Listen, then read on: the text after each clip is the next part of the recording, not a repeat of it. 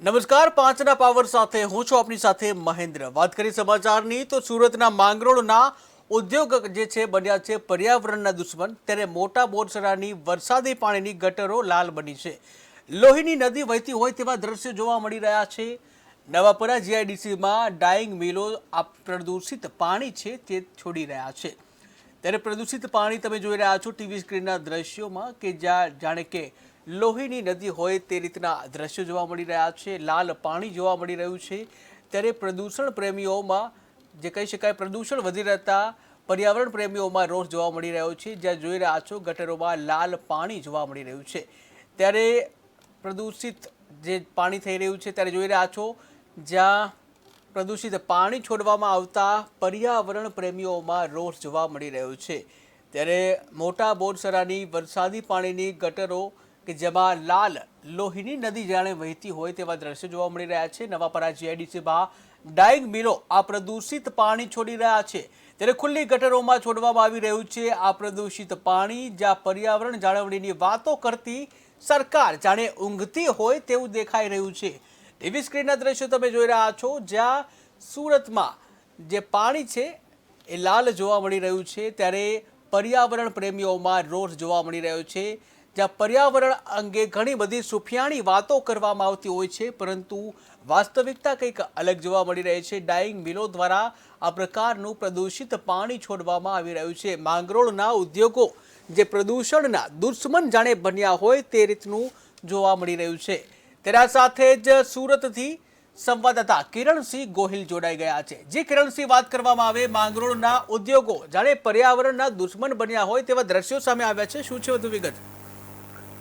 મેં તો ખાસ કરીને રાજ્ય સરકાર કહેતી હોય છે કે પર્યાવરણની જાળવણી કરવી તમામની જવાબદારી છે, પરંતુ સુરત જિલ્લામાં જે ઉદ્યોગો જે આવ્યા છે તે બે રોકટોક પ્રમાણે જે કેમિકલયુક્ત પાણી છે તો નદી નાળા અને ગટરોમાં સીધા છોડવામાં આવતા હોય છે। તેના કારણે પ્રદૂષણ, અતિશય પ્રદૂષણ ફેલાતું હોય છે અને નદીઓ છે તે દૂષિત બની રહી છે। ખાસ કરીને જે સુરત અને ભરૂચ જિલ્લામાંથી પસાર થતી કીમ નદી છે તે એટલી હદે દૂષિત થઈ ગઈ છે કે કીમ નદીને ડેથ રિવર જાહેર કરવામાં આવી છે। કારણ કે જે રીતે માંગરોળ તાલુકાના જે નવાપરા, મોટા બોરસરા જેવી જીઆઈડીસી વિસ્તારમાંથી જે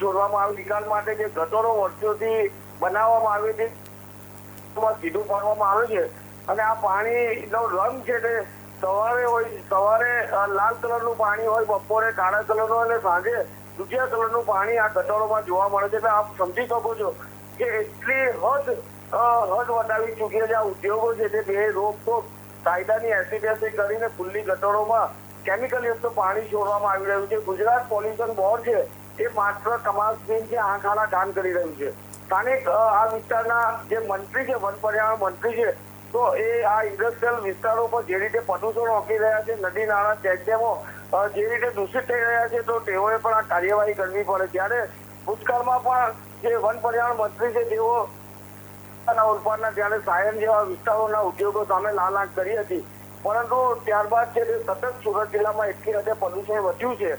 તેમાંય માંગરોળ તાલુકાના ઉદ્યોગો છે જે નવાપરા, મોટા બોરસરા જેવા વિસ્તારો છે તેના સીધા પાણી છે તે કીમ નદીમાં જતા હોય છે અને કીમ નદી આજે ડેથ રિવર બની ગઈ છે અને આજે એનો પાણી ઉપયોગમાં લઈ શકાય એટલું ગંદુ પાણી આવી રહ્યું છે। સ્થાનિક જે આ ભરૂચ અને સુરત જિલ્લાના જે ખેડૂતો છે તો કીમ નદીમાંથી પાણી સિંચાઈમાં ઉપયોગ કરતા હતા, પરંતુ આજે એ પાણી પીવા લાયક પણ રહ્યું નથી ને સિંચાઈ માટે પણ લાયક રહ્યું નથી। પણ આ સારા કામ કરવાની જે નીતિ છે એના કારણે આ ઉદ્યોગ માલિકોને મોકળું મેદાન મળી ગયું છે। જી કિરણસિંહ, સમગ્ર માહિતી બદલ આભાર। ત્યારે માંગરોળના ઉદ્યોગો જાણે પર્યાવરણના દુશ્મન બન્યા હોય તેવા દ્રશ્યો જોવા મળી રહ્યા છે। મોટા બોરસરાની જે વરસાદી પાણીની ગટરો છે તેમાં લાલ પાણી વહેતું થયું છે, લોહીની નદીઓ વહેતી હોય તેવા દ્રશ્યો જોવા મળ્યા છે। ત્યારે નવાપરા જીઆઈડીસીમાં ડાઇંગ મિલો આ પ્રદૂષિત પાણી છોડી રહ્યા છે। ખુલ્લી ગટરોમાં આ પ્રદૂષિત પાણી છોડવામાં આવી રહ્યું છે જ્યાં પર્યાવરણ પ્રેમીઓમાં રોષ જોવા મળ્યો છે। ત્યારે પર્યાવરણ જાળવણીની સુફિયાણી વાતો કરતી સરકાર જાણે ઊંઘમાં હોય તેવું જણાઈ રહ્યું છે।